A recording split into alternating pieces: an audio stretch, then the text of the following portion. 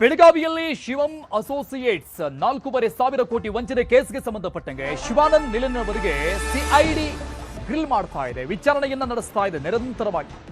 ವಿಚಾರಣೆಯ ಸಂದರ್ಭದಲ್ಲಿ ಹಲವು ಅಂಶಗಳ ಬಗ್ಗೆ ಮಾಹಿತಿಯನ್ನ ಪಡೆದುಕೊಂಡಿದ್ದಾರೆ ಸಿಐಡಿ ಅಧಿಕಾರಿಗಳು. 35,000 ಜನರು ಹೂಡಿಕೆ ಮಾಡಿದ್ದಾರೆ. ಈ ವ್ಯಕ್ತಿಯನ್ನು 2,500 ಕೋಟಿ ಆನ್ಲೈನ್ ಮೂಲಕವಾಗಿ ಹೂಡಿಕೆಯಾಗಿದೆ. 2,500 ಕೋಟಿ. ಶಿವಾನಂದ್ ನಿಲನ್ ಅವರ 4 ಅಕೌಂಟ್ಗಳನ್ನು ಈಗ ಫ್ರೀಸ್ ಮಾಡಲಾಗಿದೆ. ಸಿಐಡಿ ಕಡೆಯಿಂದ 4 ಅಕೌಂಟ್ಗಳನ್ನು ತಮ್ಮ ವಶಕ್ಕೆ ಪಡೆದುಕೊಂಡಿದ್ದ ಅಧಿಕಾರಿಗಳು. ಒಂದೊಂದು ಅಕೌಂಟ್ನಲ್ಲೂ ಕೂಡ 100 ಕೋಟಿ ಇರೋದು ಪತ್ತೆಯಾಗಿದೆ. ಈ 100 ಕೋಟಿ ಇದ್ರೂ ಕೂಡ ಬ್ಯಾಂಕ್ನವರು ಸೈಲೆಂಟ್ ಆಗಿತ್ತು. ಯಾಕೆ ಇಡಿ ಐಟಿ ಗಮನಕ್ಕೆ ತಂದಿಲ್ಲ ಯಾಕೆ ಅನ್ನುವಂಥ ಪ್ರಶ್ನೆ ಸಹಜವಾಗಿ ಈಗ ಮುನ್ನೆಲೆಗೆ ಬಂದಿದೆ. 4 ಬ್ಯಾಂಕ್ಗಳ ಅಕೌಂಟ್ನಲ್ಲಿ ಕೋಟಿ ಕೋಟಿ ಹಣ ಇದ್ರೂ ಕೂಡ, ಪ್ರತಿನಿತ್ಯ ಕೋಟ್ಯಾಂತರ ರೂಪಾಯಿ ವಹಿವಾಟು ನಡೀತಾ ಇದ್ರೂ ಕೂಡ ಬ್ಯಾಂಕ್ ಅಧಿಕಾರಿಗಳು ಯಾಕೆ ಸುಮ್ಮನಿದ್ರು? ಆ ಬ್ಯಾಂಕ್ ಅಧಿಕಾರಿಗಳ ನಡೆ ಮೇಲೆ ಈಗ ಅನುಮಾನ ಮೂಡ್ತಾ ಇದೆ. ಸಹಜವಾಗಿ ಇಂಥದ್ದೊಂದು ಶಂಕೆ ವ್ಯಕ್ತವಾಗ್ತಾ ಇದೆ. ಹಾಗಾಗಿ ನಿಲನ್ ಅವರ ಜೊತೆಗೆ ಬ್ಯಾಂಕ್ನ ಅಧಿಕಾರಿಗಳು ಕೂಡ ಶಾಮೀಲಾಗಿದ್ರ ಅನ್ನೋ ಪ್ರಶ್ನೆ ಈಗಿದೆ. ಸಿಐಡಿ ಅಧಿಕಾರಿಗಳಿಂದ ಈ ಸಂಬಂಧಪಟ್ಟಂಗೆ ನಿಲನ್ ಅವರ ವಿಚಾರಣೆ ಮಾಡಲಾಗ್ತಾ ಇದೆ. ಹಾಗಾದ್ರೆ ಈ ತನಿಖೆಯಲ್ಲಿ ಬ್ಯಾಂಕ್ ಅಧಿಕಾರಿಗಳ ಕಳ್ಳಾಟ, ಅವರು ಶಾಮೀಲಾಗಿರೋ ವಿಚಾರ ಬಯಲಾಗತ್ತಾ ಅನ್ನೋದು ಸದ್ಯಕ್ಕಿರೋ ಪ್ರಶ್ನೆ ಆಗಿದೆ. ಇಷ್ಟರ ಮಟ್ಟಿಗೆ ಸಾವಿರಾರು ಕೋಟಿ ರೂಪಾಯಿ ವಹಿವಾಟು ನಡೀತಾ ಇದ್ರೂ ಕೂಡ ಐಟಿ ಇಡಿ ಗಮನಕ್ಕೆ ತರದೇ ಇರೋದಕ್ಕೆ ಕಾರಣ ಇದೆ. ಯಾವ ಯಾವ ಬ್ಯಾಂಕ್ಗಳಲ್ಲಿ ಖಾತೆಗಳನ್ನ ಈ ವ್ಯಕ್ತಿ ಹೊಂದಿದ್ದ, ಸೊ ಆ ಬಗ್ಗೆ ತನಿಖೆಗಳಾಗ್ತಾ ಇದೆ. 4 ಅಕೌಂಟ್ಗಳನ್ನ ಫ್ರೀಸ್ ಮಾಡಲಾಗಿದೆ.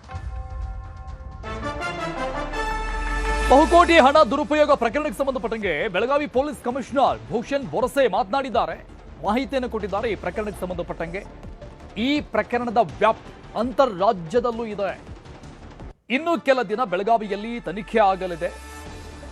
ನಿಲನ್ ಅವರ ನಿವಾಸದ ಬಗ್ಗೆಯೂ ಕೂಡ ಮಾಹಿತಿಯನ್ನ ಸಂಗ್ರಹ ಮಾಡಲಾಗ್ತಾ ಇದೆ ಅಂತ ಪೊಲೀಸ್ ಕಮಿಷನರ್ ಭೂಷಣ್ ಬೊರಸೆ ಈ ಕೇಸ್ಗೆ ಸಂಬಂಧಪಟ್ಟಂಗೆ ಮಾಹಿತಿಯನ್ನು ಕೊಟ್ಟಿದ್ದಾರೆ. ಅಂತರ್ರಾಜ್ಯಕ್ಕೂ ಕೂಡ ಇದರ ವ್ಯಾಪ್ತಿ ಇದೆ ಅಂತ ಹೇಳಿದ್ದ. ಶಿವಮ್ ಅಸೋಸಿಯೇಟ್ಸ್ ಫರ್ಮ್ ಮೇಲೆ ಅವ್ರ ಪದಾಧಿಕಾರಿಗಳ ಮೇಲೆ ಒಂದು FIR ಮಾಳಮಾರುತಿ ಪೊಲೀಸ್ ಸ್ಟೇಷನ್ನಲ್ಲಿ ದಾಖಲು ಮಾಡಲಾಗಿತ್ತು. ಈ ಫರ್ಮ್ ಓನರ್ ಶಿವಾನಂದ ನಿಲನ್ ಅವರು, ಇವನಿಗೆ ದಸ್ತಗಿರಿ ಕೂಡ ಮಾಡಲಾಗಿದೆ. ಈಗ ಅವನು ಪೊಲೀಸ್ ಕಸ್ಟಡಿಯಲ್ಲಿ ಇದ್ದಾನೆ. ಈ ಪ್ರಕರಣದ ವ್ಯಾಪ್ತಿ ಅಂತರ್ ಜಿಲ್ಲೆ ಇದೆ, ಅಂತರ್ ರಾಜ್ಯ ಕೂಡ ಇದೆ. ಮತ್ತು ಫ್ರಾಡ್ ಅಮೌಂಟ್ 50 ಕೋಟಿಗಿಂತ ಜಾಸ್ತಿ ಇರೋದ ಕಾರಣದಿಂದ ನಾವು ಮಾನ್ಯ DG ಆ್ಯಂಡ್ IGP ಅವರಿಗೆ ಈ ಪ್ರಕರಣ CIDಗೆ ವರ್ಗಾವಣೆ ಮಾಡೋಕ್ಕೆ ಕೋರಿಕೆ ನಿನ್ನೆ ಕಳಿಸಿದ್ದೀವಿ. ಅದರ ಆಧಾರದ ಮೇಲೆ ನಿನ್ನೆ ಮಾನ್ಯ DG ಆ್ಯಂಡ್ IGP ಅವರು ಈ ಪ್ರಕರಣವನ್ನು CIDಗೆ ವರ್ಗಾವಣೆ ಮಾಡೋದು ಆದೇಶ ನೀಡಿದ್ದಾರೆ. ಇವತ್ತು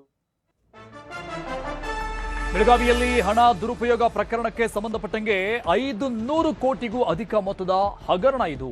ಅದಕ್ಕಾಗಿಯೇ ಸಿಐಡಿಗೆ ಹೋಗಿದೆ ಅಂತ ಸಚಿವ ಸತೀಶ್ ಜಾರಕಿಹೊಳಿ ಹೇಳಿದ್ದಾರೆ.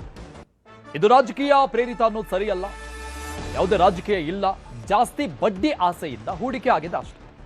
ತನಿಖೆಯಲ್ಲಿ ಯಾರ್ಯಾರ ಹೆಸರಿದೆ ಗೊತ್ತಾಗುತ್ತೆ ಅಂತ ಸಚಿವ ಸತೀಶ್ ಜಾರಕಿಹೊಳಿ ಮಾತನಾಡಿದ್ದಾರೆ. ಈ ಪ್ರಕರಣಕ್ಕೆ ಸಂಬಂಧಪಟ್ಟಂಗೆ ಯಾವುದೇ ಅನುಮತಿಯಲ್ಲದೆ ಅವ್ರು ಟ್ರಾನ್ಸಾಕ್ಷನ್ ಮಾಡಿದಾರೆ ಅಂತ ಇದೆ. ಅದು ಮೋರ್ ದೆನ್ 5 crore ಇದ್ರೆ ನ್ಯಾಚುರಲ್ ಆಗಿ ಅದು CIDಗೆ ವರ್ಗಾವಣೆ ಆಗಿದೆ. 5 crores. ಸೊ ಇನ್ನು CID ಅವರು ತನಿಖೆ ಮಾಡಿ ಅದರಲ್ಲಿ ಏನೇನು ಲೋಪದೋಷ ಇದೆ, ಯಾವ ಪರ್ಮಿಷನ್ ಇದೆ, ಯಾವುದಿಲ್ಲ, ಅಷ್ಟೆಲ್ಲ ಹೇಳಿದಂಗೆ ಅಷ್ಟು ಸಾವಿರಾರು ಕೋಟಿ ಇದೆ ಅದರಲ್ಲಿ. ಇದೆಲ್ಲ ತನಿಖೆ ಮಾಡ್ಲಿಕ್ಕೆ ಒಂದೇ ದಿವಸದಲ್ಲಿ ಆಗೋಲ್ಲ. ಸೊ ತನಿಖೆ ಮಾಡಿ ಮುಂದಿನ ಸ್ಟೆಪ್ ತಗೋತಾರೆ. ಶಿವಾನಂದ್ ನಿಲನ್ ಅವರ ಬಹುಕೋಟಿ ಹಣ ದುರುಪಯೋಗ ಪ್ರಕರಣಕ್ಕೆ ಸಂಬಂಧಪಟ್ಟಂಗೆ ಸಂಸದ ಜಗದೀಶ್ ಶೆಟ್ಟರ್ ಪ್ರತಿಕ್ರಿಯೆ ಕೊಟ್ಟಿದ್ದಾರೆ. ಬೆಳಗಾವಿಯಲ್ಲಿ ಮಾತನಾಡಿದ ಅವರು, ಸಿಕ್ಕಂತಹ ಸಾಕ್ಷ್ಯಗಳ ಆಧಾರದ ಮೇಲೆ ಕೇಸ್ ಮಾಡಿದ್ದಾರೆ. ಇವೆಲ್ಲವೂ ಅಂತಿಮವಾಗಿ ಕೋರ್ಟ್ ಅಲ್ಲಿ ನಿರ್ಧಾರ ಆಗಬೇಕಿದೆ. ಸಿಐಡಿ ಅಧಿಕಾರಿಗಳು ಹೇಗೆ ತನಿಖೆ ಮಾಡಿ ಸಾಕ್ಷಿ ಆಧಾರ ಸಂಗ್ರಹಿಸ್ತಾರೆ, ಅದರ ಮೇಲೆ ಪ್ರಕರಣದ ಬಗ್ಗೆ ಗೊತ್ತಾಗುತ್ತೆ ಅಂತ ಹೇಳಿದ್ದಾರೆ. ಅಲ್ಲ, ಅದು ನೋಡ್ಬೇಕು. ಯಾಕಂದ್ರೆ law will take its own course. ಈಗ ಅವ್ರಿಗೆ ಸಿಕ್ಕಂಥ ಸಾಕ್ಷಿ ಮತ್ತೊಂದು ಮಾಹಿತಿ ಮೇಲೆ ಅವರು ಅದೆಲ್ಲ ಕೇಸ್ ಹಾಕುವಂಥದ್ದು ಎಲ್ಲ ಮಾಡಿದ್ದಾರೆ. ಮತ್ತು ಇವೆಲ್ಲ ಕೊನೆಗೆ ಕೋರ್ಟಲ್ಲಿ ನಿರ್ಧಾರ ಆಗಬೇಕಾಗ್ತದೆ.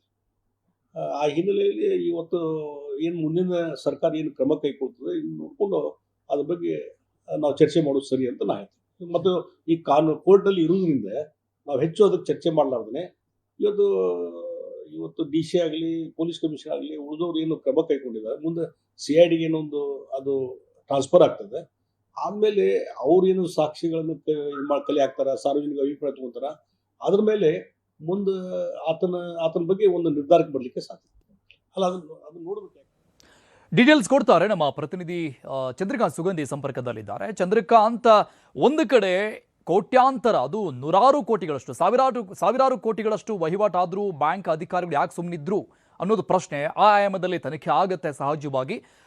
ಆಮೇಲೆ ಈಗ ಪೊಲೀಸ್ ಕಮಿಷನರ್ ಕೊಟ್ಟಂತ ಮಾಹಿತಿಯನ್ನು ನೋಡ್ತಾ ಇದ್ವಿ, ಅಂತಾರಾಜ್ಯದ ಲಿಂಕ್ ಇರೋದು ಸ್ಪಷ್ಟವಾಗಿದೆ ಅನ್ನುವಂತಹ ಮಾಹಿತಿಯನ್ನು ಕೊಟ್ಟರು. ಹಾಗಾಗಿ ಇಷ್ಟು ಕೋಟ್ಯಾಂತರ ರೂಪಾಯಿ ವಹಿವಾಟು ಅಂತಾರಾಜ್ಯದ ಲಿಂಕ್ ಅಂದಾಗ ಸಹಜವಾಗಿ ಅಲ್ಲಿ ಇಡಿ ಎಂಟ್ರಿ ಆಗುತ್ತೆ ಅಂತ ಕಾಣಿಸುತ್ತೆ ಇನ್ನು ಮುಂದೆ.